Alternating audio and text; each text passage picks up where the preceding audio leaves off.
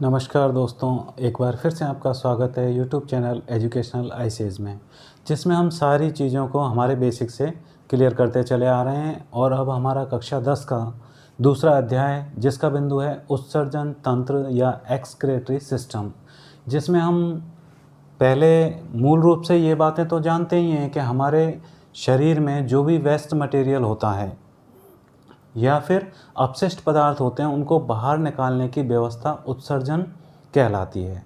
अब वो उसका तरीका कोई भी हो, चाहे श्वसन के माध्यम से गैसों को निकालना है, या यूरिन के माध्यम से यूरिया को निकालना है, या फिर हमारे पचित भोजन के बाद जो अपशिष्ट बचा रहता है उसको मल त्याग द्वारा शरीर से बाहर निकालना है। क्योंकि हम जानते हैं कि शरीर में या फिर कोई भी प्राणी है, उसमें उपापचय क्रिया द्वारा अपशिष्ट पदार्थ बनेंगे, जैसे अमोनिया, यूरिया, यूरिक अम्ल, कार्बन डाइऑक्साइड। तो ये सारी चीज़ें फिर हमारे शरीर में एक लेवल से ज़्यादा होने पर हमारे लिए हानिकारक हो जाती हैं।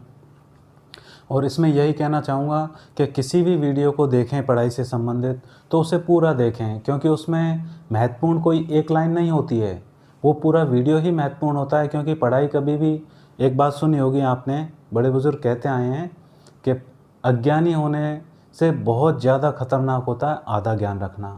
वीडियो हमेशा पूरा देखिए, आपके लिए पूरा ही काम का है। उसमें कोई, हम ये नहीं कह सकते कि मैं समरी आपके आगे प्रेजेंटेशन में बता दी तो आपने उसका पूरा ज्ञान ले लिया। हमें पिन पॉइंट नॉलेज चाहिए होता है अगले स्तर पर भी बढ़ने के लिए, तो इसलिए हमेशा पूरा वीडियो देखें और उससे पूरी बात को ही समझने के बाद अपने दिमाग में उसको स्थापित करें, यानी कि वो हमारे काम की जीवन भर होती है। कहते हैं ना, कुछ बुज़ुर्गों ने कहा भी है कि एक बार साइकिल चलाना सीख लिया तो जीवन में भूलते नहीं हैं।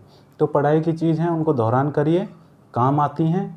तो बने रहिए मेरे साथ। शुरू करते हैं हम आज का हमारा उत्सर्जन तंत्र या एक्सक्रीटरी सिस्टम, जिसमें हम जानेंगे कि जितने भी जो हमारे उत्सर्जी पदार्थ हैं उनको हम शरीर से बाहर निकालते हैं।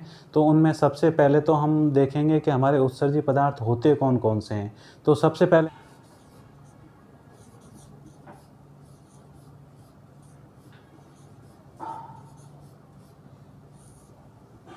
अमोनिया के उत्सर्जन के लिए हम जानते हैं कि बहुत ज़्यादा ही पानी की आवश्यकता होती है। फिर आता है इसमें हमारे दूसरा यूरिया। वैसे खेतों में डालते हैं, लेकिन एक स्तर से ज़्यादा ये हमारे लिए नुकसानदायक होता है। तो खेतों में भी किसान अगर इसको सही स्तर पर ही काम में लें तो उनके लिए भी, और फसल के लिए और हमारे स्वास्थ्य के लिए, दोनों ही स्तर पर अच्छा होता है। और इसको क्या है, ये हमारे कोशिकाओं द्वारा उत्सर्जित अमोनिया को यकृत यूरिया में बदल देता है, जिसको वृक्कों द्वारा उत्सर्जित किया जाता है। अब इसमें हम देखते हैं तीसरा जो हमारा उत्सर्जी पदार्थ है वो होता है यूरिक अम्ल।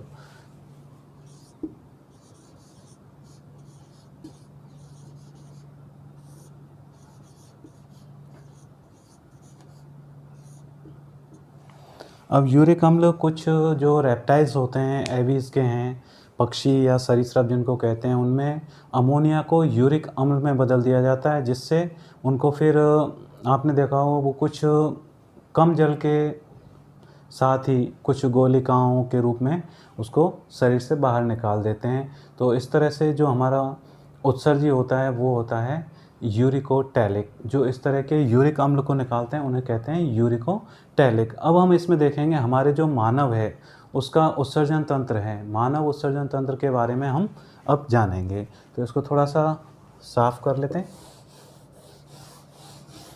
क्योंकि हमारे इसमें हम ह्यूमन सिस्टम को ही पढ़ रहे हैं। तो सबसे पहले हम इसमें पढ़ेंगे अब मानव उत्सर्जन तंत्र।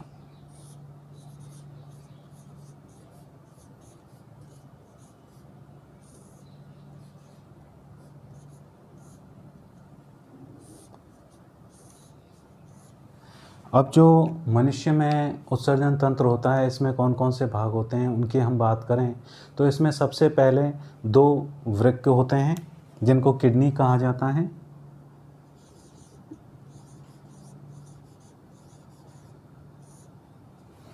दो वृक्कों के बाद में उनसे जुड़ी हुई दो नलियां होती हैं जिनको मूत्रवाहिनियां, और एक ब्लैडर होता है।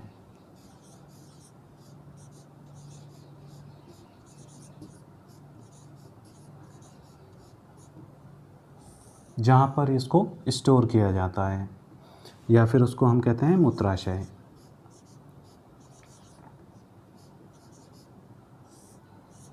या ब्लैडर। इसके बाद इसको यूरेथ्रा द्वारा शरीर से बाहर एक्सट्रैक्ट कर दिया जाता है, ये शरीर से बाहर निकाल दिया जाता है। तो इसमें हम देखते हैं सबसे पहले वृक्क के बारे में। पहले थोड़ा सा इसका मैं डायग्राम एक ड्रॉ कर लेता हूँ।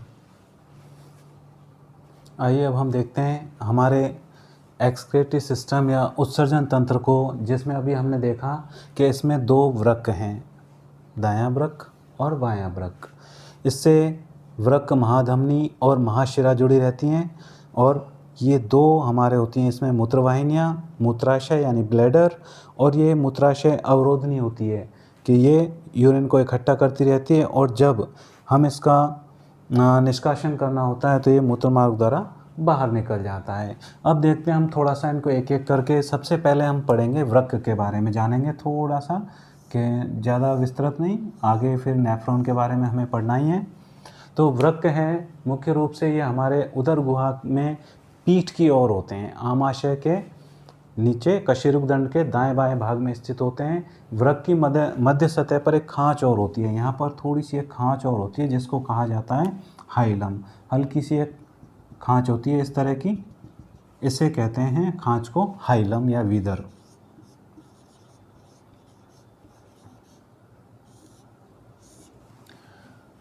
फिर हम इसमें देखते हैं कि ये जो मूत्र नलिकाएँ, तंत्रिकाएँ और रक्त वाहिनियाँ हैं वो हाइलम से होकर इसमें प्रवेश करती हैं। हल्का सा यहाँ पर इस खांच में एक वलय और होती है थोड़ी सी, तो ये इसमें होकर के, इस खांच में होकर के प्रवेश करती हैं, और इस खांच को ही हाइलम बोला जाता है। अब इसमें हमने देखा है कि जो भीतरी भाग हैं इसमें वृक्कीय भाग हैं। आकार क्या है इनका?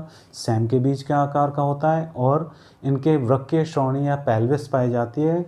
प्रत्येक वृक्क में 2 भाग होते हैं, पहला है कॉर्टेक्स और दूसरा है मध्यांश। ये कहता है वल्कुट या कॉर्टेक्स, और ये वाला भाग कहलाता है इसका मध्यांश या मेडुला। और इसमें कम से कम हम कह सकते हैं लाखों इकाइयाँ होती हैं जिनको कहा जाता है नेफ्रॉन या वृक्काणु। और इसके भी फिर आगे भाग होते हैं जिसको हम आगे जानेंगे अभी कि इसमें कौन कौन से भाग होते हैं। तो सबसे पहला भाग होता है इसमें हमारे जो वृक्काणु होता है उसका भाग होता है पहला वोमन संपुट। अब इसमें हम देखते हैं नेफ्रॉन के कौन कौन से भाग हैं। सबसे पहला होता है इसमें वोमन संपुट।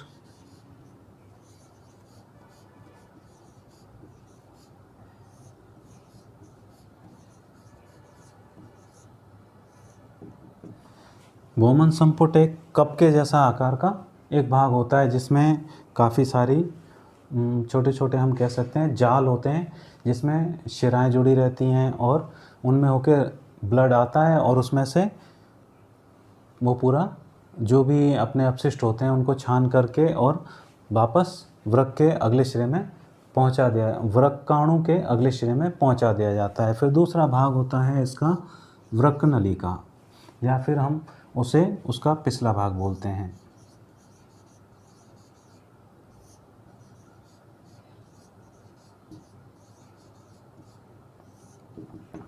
अभी वृक्क नलिका क्या है, थोड़ी सी मुड़ी रहती है और काफ़ी लंबी होती है वोमन संपुट से निकल करके, और ये पिछले हिस्से से प्रारंभ होती है उसके वोमन संपुट से, जिसका दूसरा हिस्सा एकत्र करने के लिए दूसरा सिरा उसका एक नलिका में जुड़ा रहता है। और इसमें हम एक खास बात देखेंगे कि इसमें एक छोटा लंबा हिस्सा और होता है यू आकार का, जिसको हेनले लूप कहा जाता है।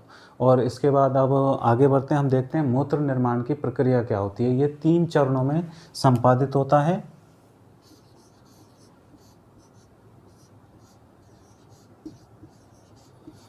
भाई यूरिन बनेगा कैसे, ये सबसे पहले इसके निर्माण की प्रक्रिया को देखते हैं। सबसे पहले क्या होगा, इसमें सबसे पहले गुच्छीय निस्यंदन होगा, उसके बाद पुनः अपशोषण होगा, और फिर स्त्रवण होगा।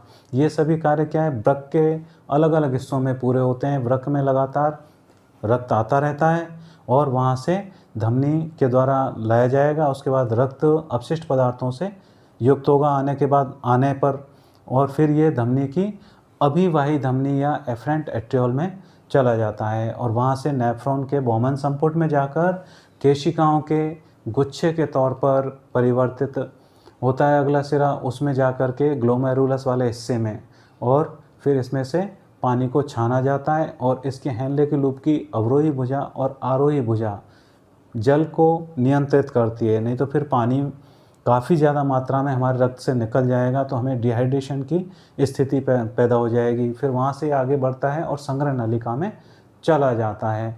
तो यहाँ पर ये निस्यंदन का पूरा काम कह सकते हैं कि प्रति मिनट 1000 से 1200 ml रक्त का निस्यंदन कार्य पूरा कर लिया जाता है। 1000 से 1200 ml ब्लड को ये निस्यंदित कर देता है, छान देता है, और उसमें से जितना भी अपशिष्ट होता है लगभग 70% से अधिक अपशिष्ट को ये अलग कर देता है। इसमें ग्लूकोज, अमीनो अम्ल और भी कई जैसे पदार्थ हैं जो हमारे लिए ज़रूरी हैं, उनको ये वापस से पुनः अवशोषित कर लेते हैं। इसके बाद इसमें हम कह सकते हैं कि हमारे जो पदार्थ हैं उनको रक्त प्रवाह में पुनः प्रेषित तो इसने कर दिया, और करीब 99% निस्यंदन वृक्क नलिकाओं द्वारा वापस से अवशोषित कर लिया जाता है। नेफ्रॉन द्वारा जो वापस अवशोषित किया जाता है वो साफ रक्त को अपवाही धमनी एफरेंट एट्रियोल के द्वारा संग्रहित करती है, और पुनः अवशोषण किए जाने वाले पदार्थों में यूरिया जैसे अपशिष्ट पदार्थ शामिल नहीं होते हैं, पूरी तरह से उनको साफ कर देता है। और उसके बाद जब इसमें हमारे ब्लैडर में पूरी तरह से पर्याप्त मूत्र जमा हो जाता है तो केंद्रीय तंत्रिका तंत्र द्वारा हमें ऐच्छिक संदेश प्राप्त होते हैं, और वो ऐच्छिक संदेश के बाद हम क्या करते हैं, जब हमें जो इसकी अवरोधनी होती है उसके द्वारा उसमें शिथिलन होगा और फिर उसका उत्सर्जन कर दिया जाएगा।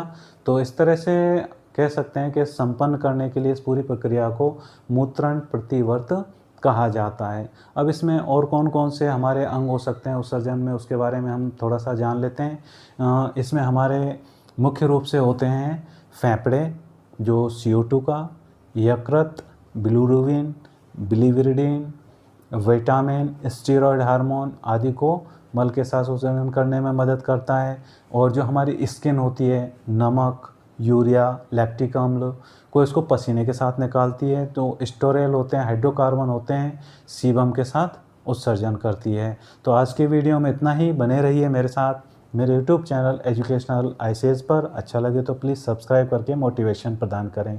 Thank you.